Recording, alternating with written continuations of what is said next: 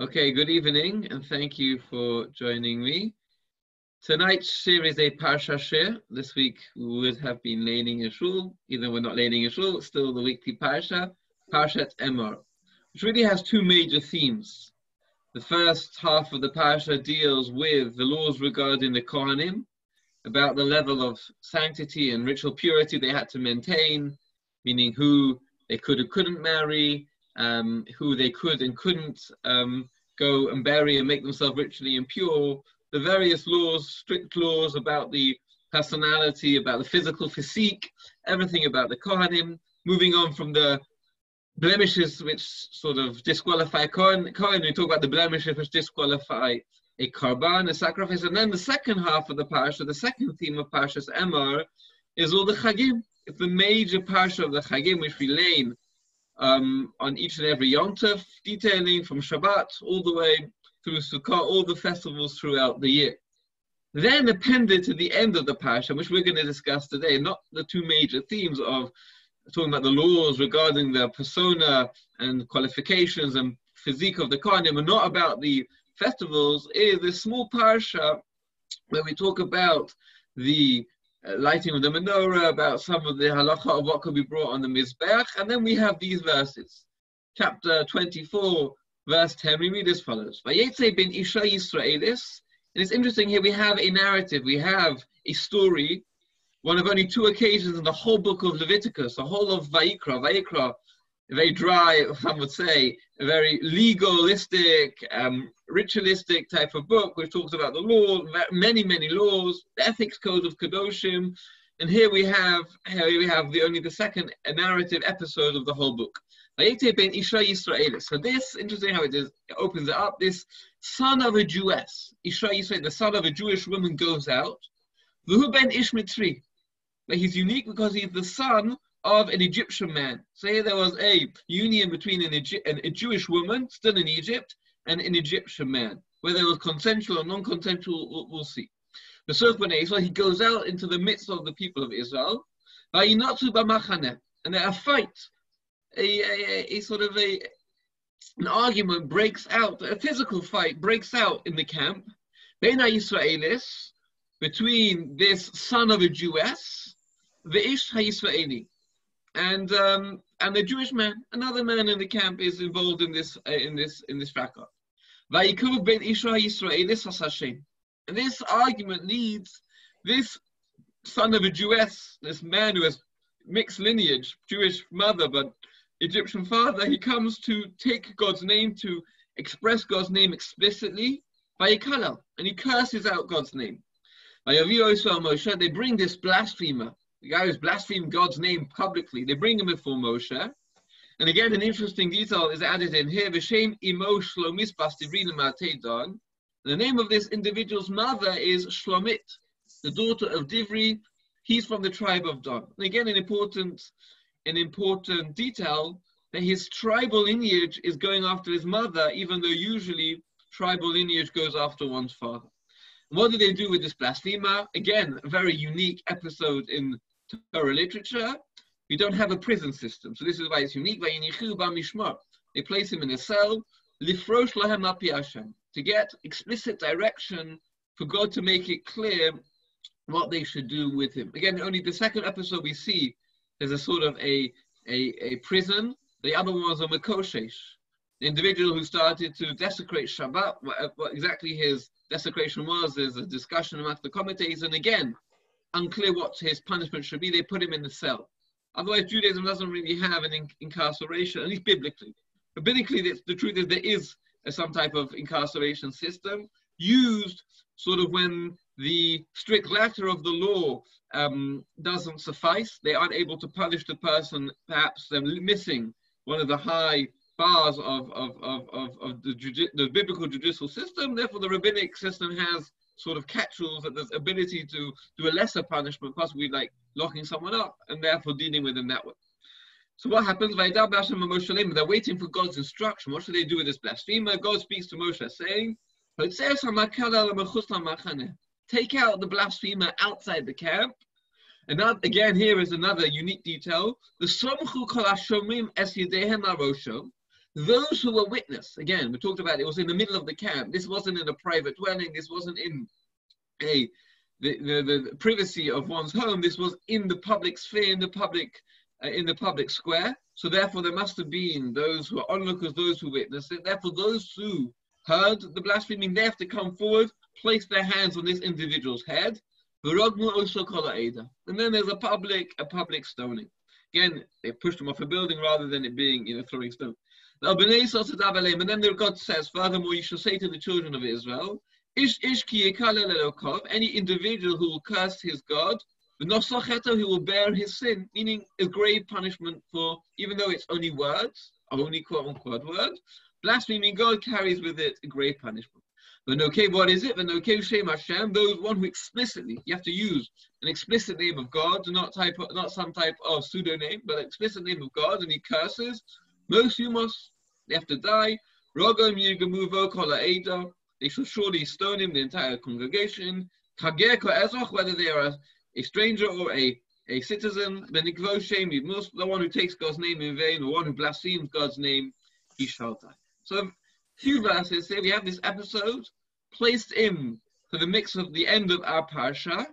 I said coming off the back of the laws of the Kohanim, the laws of the festivals, and from here we have a few more verses till the Parsha's Emor, to the Sedra finishes, verses which were quite famous, verses which lay out the punishments for one who injures or kills both an animal or a human. The famous verses of ayin tachas ayin, you take out someone else's eye, your eye has to be taken out, obviously not literal. The tit for tat, the punishment that goes for injuring or killing animals and fellow human beings. What is this all about? That's what I want to discuss in a few minutes we have this evening, this strange episode of the blasphemy. So we have to first turn to Rashi, who really illuminates a lot for us here on this Parsha. Rashi, in this longer Rashi I quoted here, he draws from the Medrash. So what's going on here? What does it mean this son of an Israelite woman goes out? Interesting terminology. Vayotza, he goes out. Where is he going out from? So Rabbi Levi Omer me'olam yotza. So Rabbi Levi takes a more allegorical interpretation. He goes out from his world, meaning in this moment, in this episode, he loses his world to come. He loses his portion in a spiritual afterlife. He blaspheming God. That's it. That's the end to his spiritual life. Rabbi Barachia says when the Torah uses this terminology of vayotza, he goes out, it's linking us to the previous portion. Shalamala, what did we talk about before? Yotza. So the previous portion was talking about the showbreads. Liglig v'oman, he says, Vayom HaShabbat Yarchenu. The Torah teaches us that on the Shabbos is when they changed the showbreads. So on Shabbat morning, they would take off the showbreads that were there from the week before, from the Shabbat before. And the Medrash tells us there was a miracle that the bread remained fresh and warm for an entire week in the temple.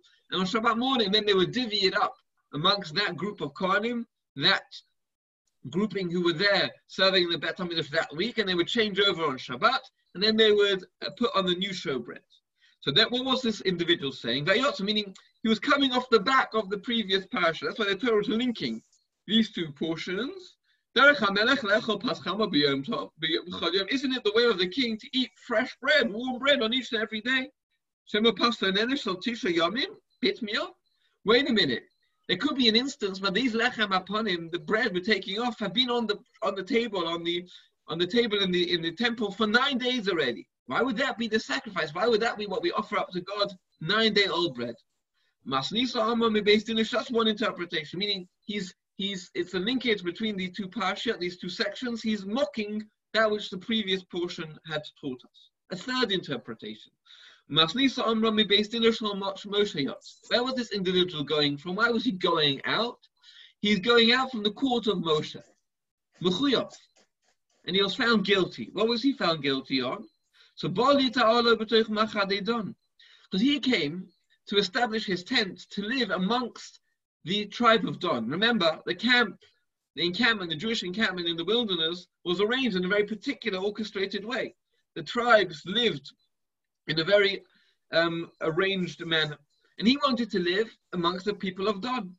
So the people of Dan said, why are you coming amongst us? What is your position? Why do you belong here? They said to him, well, I'm from the people of Don. I have the Don lineage. Amrulo, they said to him, no. Ish al diglo ba'osos leves avosa. Your tribal identity, your tribal lineage actually goes after your father, not your mother. Chesiv, nichnes leves dinner shel Moshe v'yatzmucha. He goes into the Beth Din of Moshe to say to Moshe, look, I claim to have lineage from Don. After all, as the Torah identifies him, his mother was from the tribe of Don. And Moshe says, no, it comes from the tribe of it comes through the father, and you don't really have a tribal identity because your father was an Egyptian. What does he do? Omar v'gidei, he's angry against Moshe, against the system. It doesn't work for him. V'gidei, he goes and he blasphemes. He goes and undermines the authority and the divinity of God. Ben Ishmitri, we said he was the son of an Egyptian man. Who are Moshe? So what Rashi is alluding to is there's a medrash that Moshe was taught in the beginning of Parsha Shemot. Moshe grows up in the palace of Pharaoh, and he knows he's from his Israelite lineage. He goes out to see his brothers, his brethren, working, and he sees there's an Egyptian taskmaster giving a hard time to a Jewish man.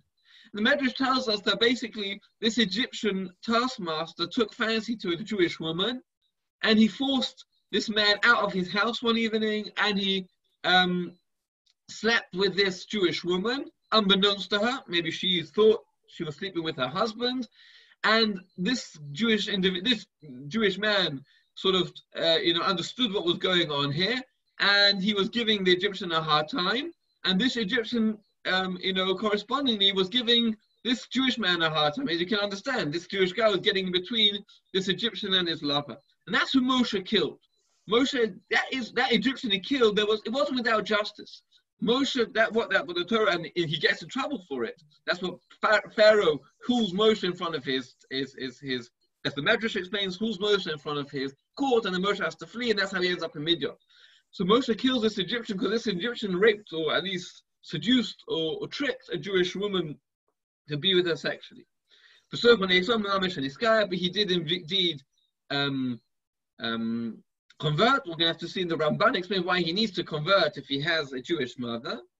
That's what he's arguing about. They're arguing about where should he live.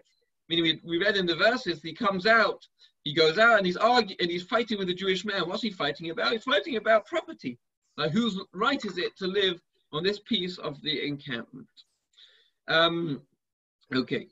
So we're going to skip the Gorari. So the Abarbanel, again, is perplexed and is dealing with the positioning and the whole episode. What is this episode coming to teach us? Why does it appear here in the middle of the book of Vayikra, the middle of the book, which isn't a narrative about the goings on in the 40 years of the wilderness? That's in the next book in Bamidbar. So what's it doing here? So he says, because the previous sections that we in our Parsha and Vayikra generally, a lot of it is about how to create in the camp and a temple campment where God's honor is protected and is not abused.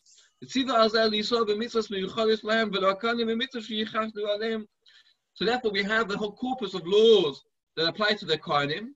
The Kohanim have to be extra vigilant about their behavior, their standing, their moral behavior, because indeed they are the ones who are closest to God. They are the ones who serve in His temple. And by extension, we have the whole book of ethics. We have the whole of Parsha Echarevis and Kedoshim, which deal about the behavior of the Jews, the ethical and moral behavior of the Jews. All of it because we are a people where God lives within our midst. And then the Gam Kim Mishmeres Moed Hashem. Not only do we have in space how to ensure that the camp remains holy, but even the time remains holy, the festival of God. And more specifically, the preceding Parsha deals with the details of the lighting, the kindling of the menorah, and the setting up of the showbreads in the temple. What was the purpose of all this? Vayikra is a whole book. Leviticus is a book of ensuring, guarding, upkeeping the honor of God, and in order it doesn't become profane. So this is a test case. this case of the Mekalel, this guy who comes out and blasphemes God's name, it's all a test case for that, everything that came before. You want to know what's at stake here? You want to know why there's so many laws, why it's so important to uphold these high levels, at least for the priests and for everybody else, the levels of Shmiras HaMishkan, about upkeeping and guarding the holiness and the sanctity of God's encampment. Because look what happens to a person who does quite the opposite, the guy who blasphemes God's name. That's why there's such a severe punishment. There has to be a public killing. There has to be a public punishment, because this is the case. This is the sort of the example of what the whole book of Vayikra, the whole book of Leviticus, the whole book of the laws of the Levim and the Kohen and the Mishkan is all about, and that's why it comes in this parsha. And along with that same theme, Shomrei shows something quite interesting. He said, "Binyan ha'ol moed." So the building of the tent of meeting, shehu moed mebechinas hamakom. It is a meeting from God's respect, God meeting us in this world. Hadinim hakashurim la'ol moed b'nogea lehiskachus smolis v'gufanit. A lot of the laws regard the sanctity, retaining the sanctity of the tent of meeting, both on a symbolic way and on a very practical way. Whether it be the sacrifices, whether it be to do with the Kohanim who serve there, whether it be to do with the purity and the impurity, or whether it be the festivals, which are a time to come and serve and celebrate in that tabernacle. All of those are to establish a greater relationship, to strengthen that sense of rendezvous, in the words of Rasul, to strengthen that sense of familiarity and closeness with God. Says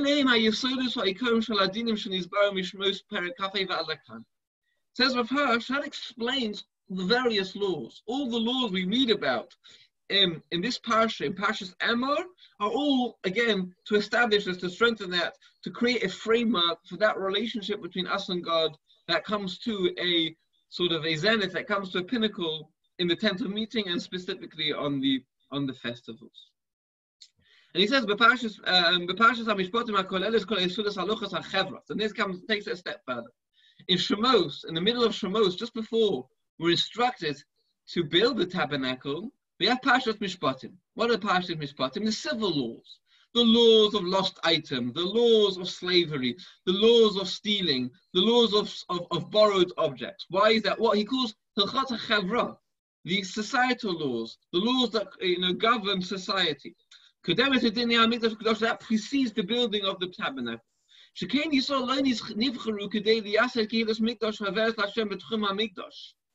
Because it's for this purpose that the Jews were chosen, or the Jews were tapped to create the society of God, to have the tabernacle of God in their midst. Meaning,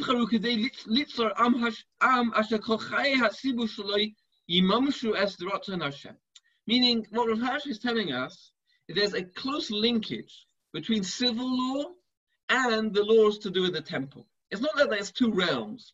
There's the laws that govern us and God, meaning the laws of ritual, of temple, of sacrifice. And then quite separate from it, there's the laws, civil laws, the laws that govern society. Rather, the Torah again and again links them. Before the building, before the instruction to build the tabernacle, you have the whole Parshat Mishpatim, the civil law. And here again, in Parshas Emor, the laws to do with the Kohanim, the priest, the laws to do with the Moadim, again, are here in the middle of Parsha of Sefer Vayikra to tell us that the purpose of the Mishkan it can only be there once we've created a society which is worthy of it. And therefore, he says, so therefore, what just precedes the portion we're discussing, this Mekala, this blasphemer, is the law of the menorah, the candelabra, and the law of the shulchan, of the showbread. It's a proclamation for all generations and all time. What? You can only have a pure candelabra. You can only have a pure showbread. That they express the light unto the nations that we're supposed to be. The lechem, how our civil society is supposed to be an example.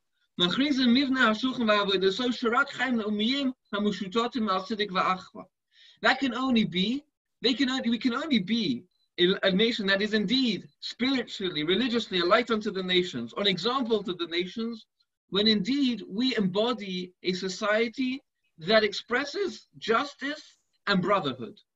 And these comes before the will of God. And therefore, that is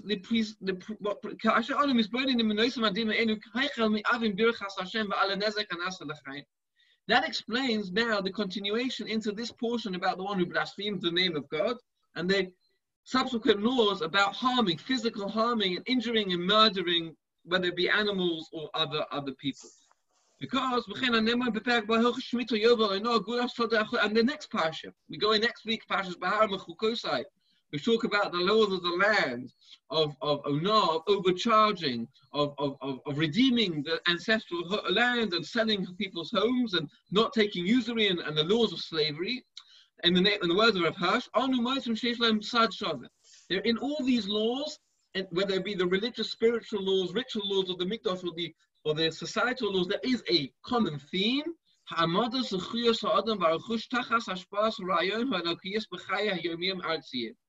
It's to be an ability to take those more exalted relationship with God, those laws that govern the relation between us and God, in order to bring them into, there shouldn't be this separation. There should be this sort of cohesion between these two sets, these two sets and laws. And that's how he links the blasphemer is as sort of this bridge, as an example of the breakdown when two Jews fight between each other. When there's a breakdown, as the Rashi explains, what are they fighting over? What's the argument of whose property is this? Who should live here? Who's got a right to be here or not be here? When there's a breakdown in the relationships societally, when it doesn't work, when somehow the legal civil system doesn't work, that throws into jeopardy the whole project of the Mikdash and there's holy times, the Mishkan.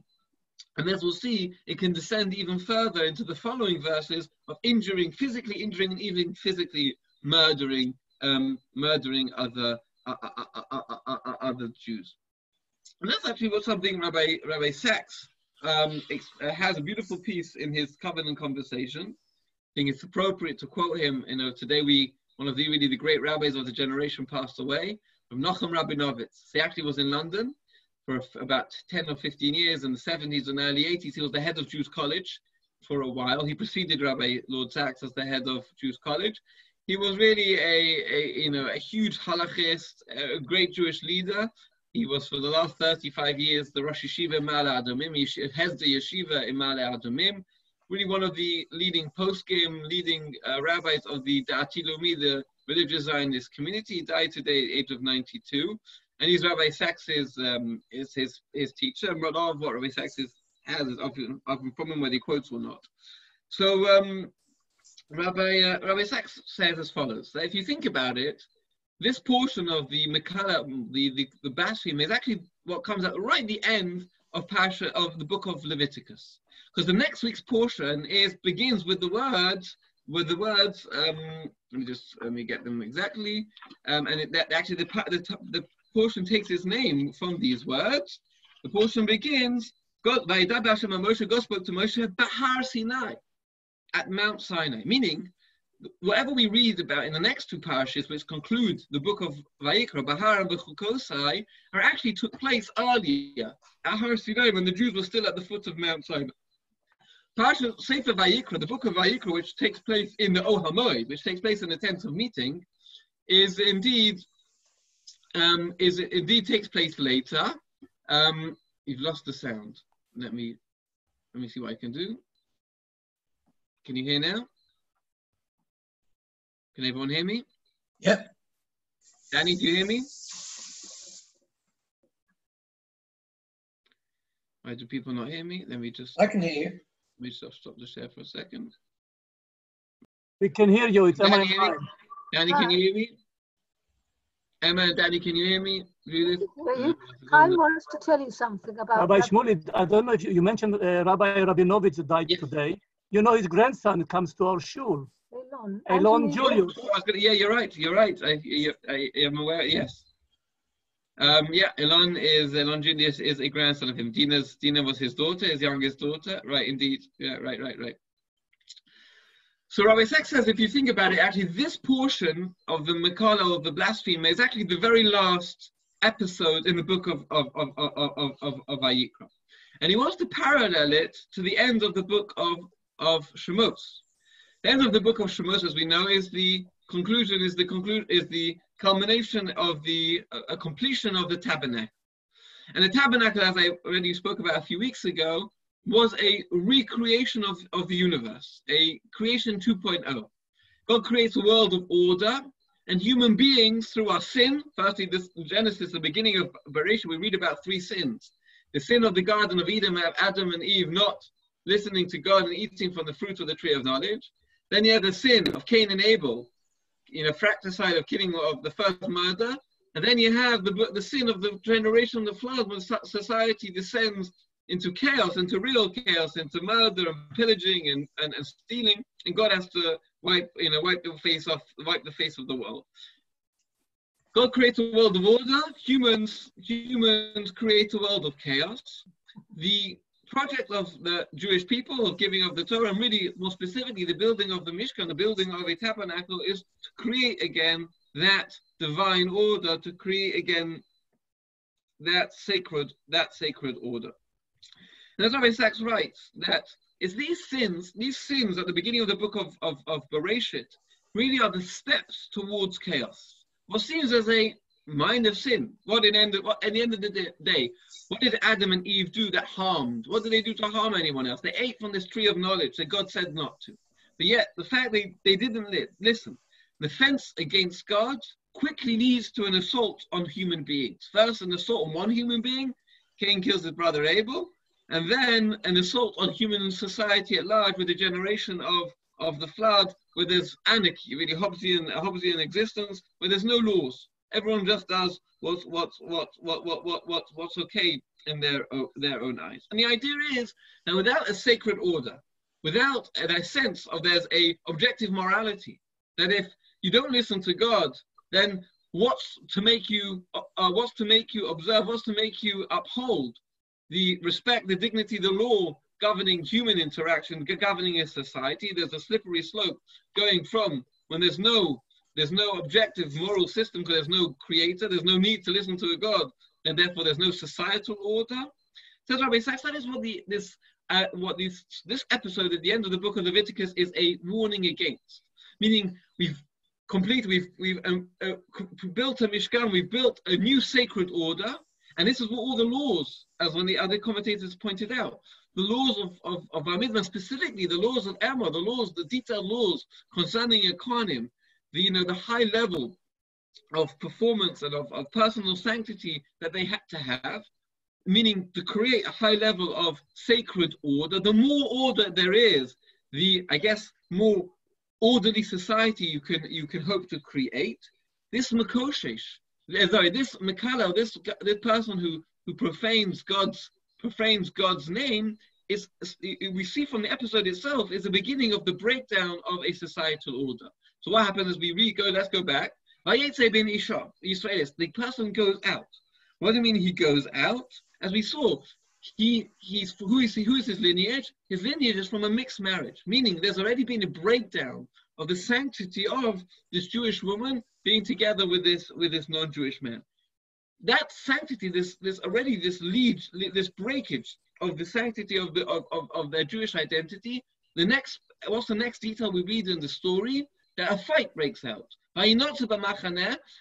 What begins as a sort of a spiritual, a religious infraction leads to a physical, societal infraction, i.e. a fight breaks out. And what's the conclusion of that? Vayinotzu, this guy blasphemes. He literally is ready to leave the Jewish people, and he undermines God's integrity, God's sanctity, God's sacredness.